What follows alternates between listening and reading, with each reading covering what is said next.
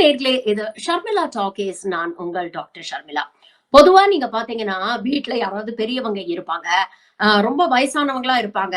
அவங்க சொல்ற விஷயங்கள் எல்லாம் பாத்தீங்கன்னா, இன்னைக்கு இருக்கக்கூடிய தலைமுறைக்கு ஒவ்வாத விஷயங்களாக இருக்கும். இருந்தாலும் வயசானவங்க ஏதோ சொல்லிட்டு போறாங்களே அப்படின்னு இந்த காதுல வாங்கி அந்த காதுல விட்டுருவாங்க. ஒரு ஸ்டேஜ்க்கு அப்புறம் வீட்ல இருக்கிறவங்க யாருமே நம்மள சொல்றத மதிக்க மாட்டேங்கிறாங்க, காது குடுத்து கேட்க மாட்டேங்கிறாங்க அப்படின்னு வீட்டுக்கு வரவங்க, அக்கம் பக்கத்துல இருக்கிறவங்களுக்கெல்லாம் இவங்க அட்வைஸ் பண்ண ஆரம்பிச்சுருவாங்க. அப்பதான் மத்தவங்களுக்கு கடுப்பாகும். இந்த பெருசு என்னடா இது? வீட்ல இருக்கிறவங்களே இவங்க பேச்ச கேட்க மாட்டேங்கிறாங்க. இதுங்க நமக்கு அட்வைஸ் பண்ணுதுங்களே அப்படின்னு தோணும். கிட்டத்தட்ட பாஜகல அந்த மாதிரி தான் ஆயிட்டாங்க. டாக்டர் தமிழிசை சவுந்தரராஜன். அக்காவ பாருங்க, கட்சியில இருக்கிற யாருமே மதிக்கிறது இல்ல. கொஞ்ச நாளைக்கு முன்னால ஏதோ ஒரு பேட்டியில அண்ணாமலை குறித்து சில விஷயங்கள் சொல்ல போக, அது கட்சிக்காரங்க கிட்டே கடுமையான எதிர்வினையை ஏற்படுத்தி சோசியல் மீடியாவ அக்காவ பாஜக ஆளுங்களே கழுவி கழுவி ஊத்திட்டு இருக்காங்க. இது பத்தாதுன்னு ஒரு பொது மேடையில அமித்ஷா அவ்வளவு பேர் முன்னால அக்காவை கூப்பிட்டு வச்சு அசிங்கப்படுத்தின வீடியோ வைரல் ஆகி மேலும் ஒரு பிரச்சனையை ஏற்படுத்துச்சு. ஆனா இந்த அசிங்க அவமானத்துக்கெல்லாம் அச்சப்படுறவன் நான் இல்ல, தொடச்சு போட்டு மறுபடியும் நான் களத்துல இறங்குவேன் அப்படின்னு தன்னுடைய ஆளுநர் பதவியை ராஜினாமா போயிட்டு அக்கா 2024 தேர்தல்ல நின்னு எப்படி மண்ண கவுனாங்க அப்படிங்கறதெல்லாம் நமக்கு தெரியும்.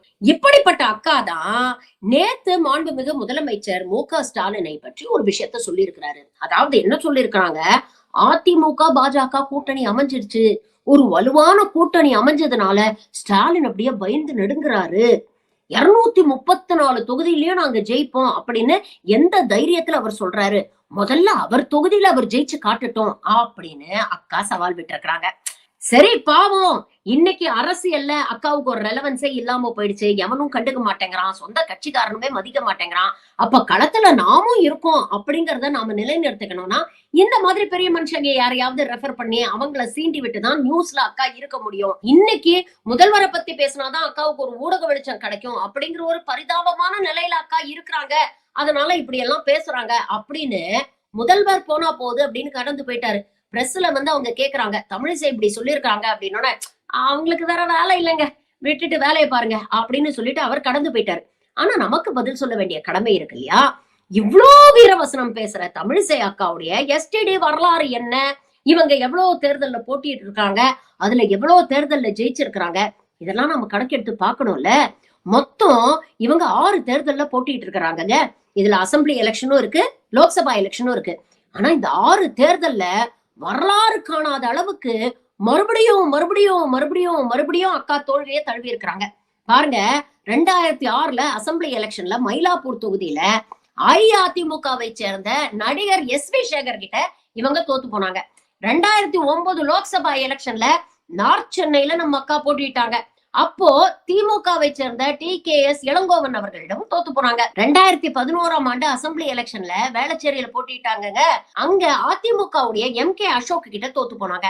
2014 லோக்சபா தேர்தல்ல அக்கா தூத்துக்குடியில போட்டிட்டாங்க. அந்த தேர்தல்ல பாத்தீங்கன்னா அதிமுகவுடைய ஜெய்சிங் கிட்ட அக்கா தோத்து போயிட்டாங்க. அதுக்கப்புறம் 2018ஆம் ஆண்டு பாத்தீங்கன்னா தூத்துக்குடியில ஸ்டெர்லைட் விவகாரம் தீயா பத்தி எரிஞ்சுகிட்டு இருந்தது. அங்க இருக்கக்கூடிய பொதுமக்கள் பாஜக மீது பயங்கர கடுப்புல இருந்தாங்க. அப்பதான் அக்கா ஒரு சம்பவம் பண்ணாங்க. என்னன்னா, இவங்க போன பிளைட்ல சோஃபியா என்ற ஒரு மாணவி சென்றிருக்கிறாள். ஃபாஸ்டஸ்ட் பிஜேபி டவுன் டவுன் அந்த குழந்தை சொல்லிடுச்சான். உடனே அக்காவுக்கு வந்தது பாருங்க கோவம். பிளைட்ல இருந்து இறங்கணும்னு அந்த பொண்ணை கூப்பிட்டு வச்சு நீ எப்படி அப்படி பேசலாம் அப்படின்லாம் சொல்லி தன்னுடைய கட்சிக்காரங்களை தூண்டி விட்டு அந்த பெண்ணுக்கும் அவளுடைய பெற்றோருக்கும் கொலை மிரட்டல் எல்லாம் விட்டு நேரா போய் போலீஸ்ல கம்ப்ளைண்ட் பண்ணி ஃபாசிஸ்ட் பிஜேபி டவுன் டவுன் இந்த பொண்ணு சொல்லிடுச்சு, இவளை அரெஸ்ட் பண்ணுங்க அப்படின்னு தூத்துக்குடி போலீஸை வச்சு அந்த பெண்ணை அரெஸ்ட் பண்ண வச்சாங்க. அதுக்கப்புறம் கிட்டத்தட்ட 5 வருடங்கள் அந்த பெண்ணை நிம்மதியா இருக்க விடாம அலக்கழிச்சு நீதிமன்ற வாசலை ஏறி இறங்கி கடைசியில 2023ல நீதிமன்றம் அக்கா மூஞ்சியில பொழிச்சுன்னு துப்பிடுச்சு. எதற்காக இந்த பெண் மேல நீங்க கேஸ் போட்டீங்க? ஒரு கோஷம் எழுப்பது என்ன அவ்வளவு பெரிய சட்ட விரோதமான காரியமா? அது ஃப்ரீடம் ஆஃப் எக்ஸ்பிரஷன் தானே, அதற்கு கூடவா உரிமை இல்லை? அதுக்காக நீங்க எங்களுக்கு இருக்கக்கூடிய அதிகார துஷ்பிரயோகம் பண்ணி அப்ப இருந்த அடிமை அதிமுக அரசை வச்சு அந்த பொண்ணை அரெஸ்ட் பண்ண சொல்லி இவ்வளவு தூரம் போட்டு அலக்கழிச்சிருக்கிறீங்களே அப்படின்னு தமிழ்நாடு அரசுக்கும் ஒரு குட்டு வச்சது, அக்கா தமிழிசைக்கும் ஒரு குட்டு வச்சது. அப்போ இருந்த அடிமை அதிமுக அரசு இந்த அம்மா பேச்ச கேட்டுக்கிட்டு சோஃபியாவை அரெஸ்ட் பண்ணதுக்காக கோர்ட் நீங்க 2 லட்சம் ரூபாய் நஷ்ட ஈடு அந்த பெண்ணுக்கு கொடுக்கணும் அப்படின்னு தீர்ப்பு கொடுத்தாங்க. அது மட்டும் இல்லாம அக்கா போட்ட கேஸ குவாஷ் பண்ணி தூக்கி வெளியில எரிஞ்சது கோர்ட். இப்படி வீர தீர சாகசங்கள் எல்லாம் பண்ணி தூத்துக்குடி மக்களிடையே கடும் அதிருப்தியை சம்பாதிச்ச நம்ம அக்கா கொஞ்சம் கூட மான ரோஷம் மரியாதை மனசாட்சி எல்லாம் இல்லாம 2019 லோக்சபா தேர்தல்ல அதே தூத்துக்குடியில போய் நிக்கிறாங்க. அதுவும் யாரை எதிர்த்து? நம்ம அக்கா கனிமொழி கருணாநிதி அவர்களை எதிர்த்து. இந்த தேர்தல்ல கனிமொழி அவர்கள் வரலாறு காணாத அளவுக்கு ஒரு வெற்றியை பெற்றிருக்கிறாங்க. எந்த அளவுக்கு ஒரு சூப்பர் டூப்பர் வெற்றினா, கனிமொழி அக்கா பெற்ற வாக்குகள் பாத்தீங்கன்னா கிட்டத்தட்ட 57%, 5,63,143 வாக்குகள். நம்ம தமிழிசை அக்கா பெற்ற வாக்குகள் 2,15,934, வெறும் 21% வாக்குகள். 2 பேருக்கும் வாக்கு வித்தியாசம் எவ்வளவு தெரியுமா? கிட்டத்தட்ட 3,47,209 வாக்குகள் வித்தியாசத்துல கனிமொழி அக்கா மாபெரும் வெற்றி பெற்றார்கள். அந்த தேர்தல்ல தூத்துக்குடியில தமிழிசைய நல்லா சாத்துக்குடி மாதிரி புழிஞ்சு இந்தாங்க தோல்வி அப்படின்னு தோல்விய பரிசு கொடுத்து அனுப்புறாங்க. சரி, இதுக்கப்புறமாவது ஏதோ நமக்கு ஆளுநர் பதவி கொடுத்துட்டாங்களே, அந்த பதவியை அனுபவிச்சுட்டு கௌரவமா அரசியல்ல இருந்துட்டு விலகி போயிருவோம் அப்படின்னு யோசிக்கணுமா இல்லையா? ஆனா சங்கிங்களுக்கு அந்த நினைப்பே வராது. அது ஆளுநர் தமிழிசையா இருந்தாலும் சரி, ஆளுநர் ஆர்.என். ரவியா இருந்தாலும் சரி. பெரியார் சொன்ன இந்த மானமும் அறிவும் மனிதருக்கு அழகு அப்படிங்கிற விஷயம்லாம் நம்ம அக்காவுடைய அகராதியிலேயே இல்லைன்னு நினைக்கிறேன். மறுபடியும் நான் நிப்பேன், போட்டியிடுவேன், தமிழ்நாடு மக்கள் கிட்ட அசிங்கப்பட்டு அவமானப்படுவேன் அப்படின்னு முடிவு பண்ணி 2024 லோக்சபா தேர்தல்ல தன்னுடைய ஆளுநர் பதவியெல்லாம் ராஜினாமா பண்ணிட்டு அக்கா வந்து நின்னாங்க. சரி, மறுபடியும் தூத்துக்குடிக்கு போனா நம்ம நிலைமை ரொம்ப கேவலமாயிடுமே, இந்த வாட்டி சென்னையிலேயே ட்ரை பண்ணுவோம் அப்படின்னு சவுத் சென்னையில அக்கா போட்டிட்டாங்க. ஆனா அங்கேயும் திராவிட முன்னேற்ற கழக வேட்பாளரான அக்கா தமிழச்சி தங்கப்பாண்டியன் அவர்கள் வரலாறு காணாத ஒரு தோல்வியை மீண்டும் நம்ம அக்காவுக்கு பரிசா கொடுத்திருக்கிறாங்க. கடந்த 2024 லோக்சபா தேர்தல்ல தமிழச்சி அவர்கள் பெற்ற வாக்குகள் பாத்தீங்கன்னா 4,41,984, கிட்டத்தட்ட 48%. அதே நம்ம அக்கா பெற்ற வாக்குகள் 2,15,923. இவங்க என்ன வாக்கு வித்தியாசத்துல வந்து தோத்துருக்காங்க அப்படின்னு பாத்தீங்கன்னா 2,25,945. அதாவது இவங்க பெற்ற வாக்கை விட அதிகமான வாக்கு வித்தியாசத்துல தமிழச்சி அவர்கள் கிட்ட நம்ம அக்கா தோத்து போயிருக்கிறாங்க. இப்படிப்பட்ட ஒரு நீண்ட நெடிய தோல்வி வரலாற்றுக்கு சொந்தக்காரங்களான நம்ம டாக்டர் தமிழிசை சவுந்தரராஜன் தான் இன்னைக்கு மாண்புமிகு முதலமைச்சரை பார்த்து உங்க தொகுதியிலேயே நீங்க வெற்றி பெற முடியுமா அப்படிங்கிற ஒரு கேள்வி கேட்டுட்டு இருக்காங்க. அதே கொளத்தூர் தொகுதியில கடந்த 3 முறையாக முதல்வர் வெற்றி பெற்றுக்கிட்டு வராரு அப்படிங்கிறது குறிப்பிடத்தக்கது. முதல்ல சைதை துரைசாமி, அதுக்கப்புறம் ஜே.சி.டி. பிரபாகர், அதுக்கப்புறம் ஆதி ராஜாராம், இப்படி தொடர்ந்து ஒவ்வொரு முறையும் இவர் வெற்றி பெறும் பொழுது பாத்தீங்கன்னா வெற்றி வித்தியாசம், அந்த ஓட் பர்சன்டேஜ் வந்து நாளுக்கு நாள் திரு மு.க. ஸ்டாலின் அவர்களுக்கு அதிகமாயிட்டு இருக்கு அப்படிங்கிறதுதான் தரவுகள் சொல்லுது. அப்போ அந்த தொகுதியில இருக்கக்கூடிய மக்கள் எந்த அளவுக்கு அவர் மேல மதிப்பும் நம்பிக்கையும் வச்சிருந்தாரா, தொடர்ந்து 3 தேர்தல்களாக அவருக்கு ஓட்டு போட்டு அவரை ஜெயிக்க வைக்கிறாங்க. அது மட்டும் இல்ல, ஒவ்வொரு முறையும் ஓட் பர்சன்டேஜ் அதிகமாகுது அப்படின்னா என்ன அர்த்தம்? முதல்வர் பதவி ஏற்கும் போது ஒரு விஷயம் சொன்னாரு தெரியுமா? எனக்கு ஓட்டு போட்டவங்களுக்கும் நான் வேலை செய்வேன், எனக்கு ஓட்டு போடாதவங்களுக்கும் சேர்த்து நான் வேலை செய்வேன்னு. அப்படி செய்யறதுனாலதான் ஒவ்வொரு முறையும் அதே தொகுதியில அதிகமான வாக்குகளை பெற்று அவரு ஜெயிக்கிறாரு. அப்படிப்பட்ட ஒரு தலைவரை பார்த்து உங்களால உங்க தொகுதியில ஜெயிக்க முடியுமா அப்படின்னு இந்த அம்மா கேக்குறாங்க. சொந்த கட்சியுடைய தலைவருடைய பேரையே சொல்லி ஓட்டு கேட்க தகுதி இல்லாத நீங்கெல்லாம் அடுத்த கட்சி தலைவரை பத்தி பேசுறதுக்கு என்ன யோகியதை இருக்குமா உங்களுக்கு எல்லாம்? கடந்த 2024 தேர்தலையே உங்க தலைவர் விஸ்வகுருவோட லட்சணம் என்ன அப்படின்றத நாம பார்த்தோம்ல. வாரணாசி தொகுதியில முதல்ல 3 ரவுண்ட்ல ட்ரெயிலிங் பின்தங்கி இருந்தாரு.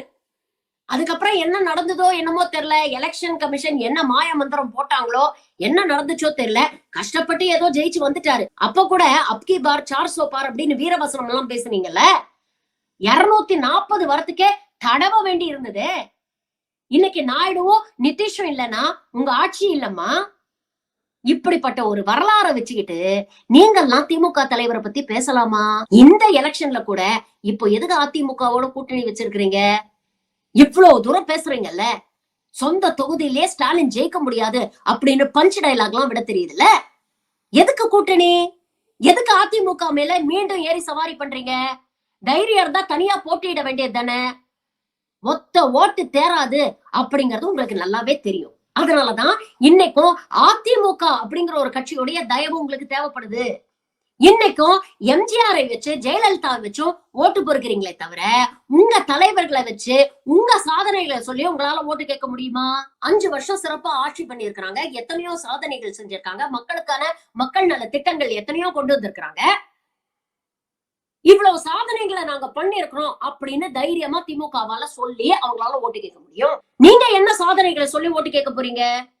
தேசிய கல்விக் கொள்கையை நாங்க திணிக்க போறோம், குழந்தைகளோட கல்விக்கான நிதியை நாங்க புடிச்சு வச்சிருக்கிறோம், கொடுக்க மாட்டோம், மாநில உரிமைகளை நாங்க மதிக்க மாட்டோம், ஆளுநரை வச்சு மாநில அரசுக்கு நாங்க குடைச்சல் கொடுப்போம். இதுதானுங்க உங்களுடைய வரலாறு, இதுதானே உங்களுடைய சாதனைகள். இதெல்லாம் சொல்லி நீங்க மக்கள் கிட்ட ஓட்டு கேட்பீங்களா? இன்னைக்கும் எம்ஜிஆரும் ஜெயலலிதாவும் தேவைப்படுது பாஜகவுக்கு ஓட்டு வாங்குறதுக்கு. அதனாலதான் அதிமுகவோட கூட்டணி வச்சிருக்கிறீங்க. இதுல குப்புற விழுந்தாலும் மீசையில மண்ணொட்டல அப்படின்னு பெரிய வீரவசனம் வேற. ஒன்றிய உள்துறை அமைச்சர் ஒருத்தர் இருக்கிறாரு, நாட்டுடைய பாதுகாப்பு அவர் கையில தான் இருக்கு. ஆனா அதெல்லாம் விட்டுட்டு எந்த மாநிலத்துல யார உருட்டி மிரட்டி யாரோட கூட்டணி வைக்கலாம் அப்படின்னு இங்க உட்கார்ந்து பஞ்சாயத்து பண்ணிட்டு இருக்கிறார். அதுக்குள்ள அவன் அங்க 27 பேரை கொண்டு கூச்சிட்டு போயிட்டான். இப்ப அதை மறைக்கிறதுக்காக சாதிவாரி கணக்கெடுப்பு எடுக்க போறோம் அப்படின்னு பீகார் தேர்தல்ல ஓட்டு பிச்சை எடுக்க போறீங்க. இப்படிப்பட்ட ஒரு கேவலமான வரலாறை வச்சுக்கிட்டு உங்களுக்கு திராவிட முன்னேற்ற கழகத்தை பத்தி பேசுறதுக்கு என்ன தகுதி இருக்கு? அதுவும் குறிப்பாக மாண்புமிகு முதலமைச்சரை பத்தி பேசுறதுக்கு உங்களுக்கு வாய் கூசல? கொஞ்ச நாள் முன்னாலதான் இந்த அம்மாவுடைய தந்தையார் இறந்து போனாரு. எவ்வளவுதான் அரசியல் ரீதியாக எதிர் அணிகள்ல இருந்தாலும் நேரடியா போய் துக்கம் விசாரிச்சாரு முதலமைச்சர். ஐயோ போயிட்டாரே அண்ணா அப்படின்னு சொல்லி இந்த அம்மா கதர்ன வீடியோஸ் எல்லாம் பார்க்கும் பொழுது நமக்கே மனசுக்கு கஷ்டமா இருந்தது. அப்ப கூட அவங்களுக்கு ஆறுதல் சொல்லிட்டு வந்தாரு. அதுதான் அவருடைய மேன்மை. ஆனா நீங்க அதெல்லாத்தையும் சுத்தமா மறந்துட்டு இன்னைக்கு அவரையே அலட்சியமா பேசுறீங்க. உங்களுக்கு எல்லாம் மனசாட்சி அப்படிங்கிறது ஏதாவது கொஞ்சமாவது இருக்கா? அரசியல் பேசலாம், தப்பு இல்ல. அரசியல் ரீதியாக திராவிட முன்னேற்ற கழகத்து மீது என்ன விமர்சனங்கள் வேணாலும் வைங்க. ஆனா ரொம்ப அதிமேதாவித்தனமா பேசணும்னு நினைச்சுக்கிட்டு இப்படி அறவேக்காட்டுத்தனமா பேசக்கூடாது. இதுக்குதான் ஆரம்பத்திலேயே சொன்னேன், வயசாயிடுச்சுன்னா ஏதோ நமக்கு ஆளுநர் பதவி கொடுத்திருக்கிறாங்களே, கொஞ்ச நாள் அதுல காலத்தை ஓட்டிட்டு கௌரவமா ஒதுங்கிப்போம் அப்படின்னு நினைக்கணும். இல்லைன்னா வாய மூடிட்டு அமைதியா இருக்கணும். வெயில் ரொம்ப ஜாஸ்தி ஆயிடுச்சுக்கா, அதனால வீட்டுக்குள்ளேயே நல்லா குளுகுளுன்னு ஏசி ரூம்ல உட்காந்து ஏதாவது ஜூஸ கீஸ குடிச்சிட்டு நல்லா ரெஸ்ட் எடுத்துட்டு அமைதியா இருங்க. அதை விட்டுட்டு இந்த கொளுத்துற வெயில்ல சுத்தி மூளை குழம்பி போய் இப்படி கண்டதை உளறிட்டு இருக்காதீங்க.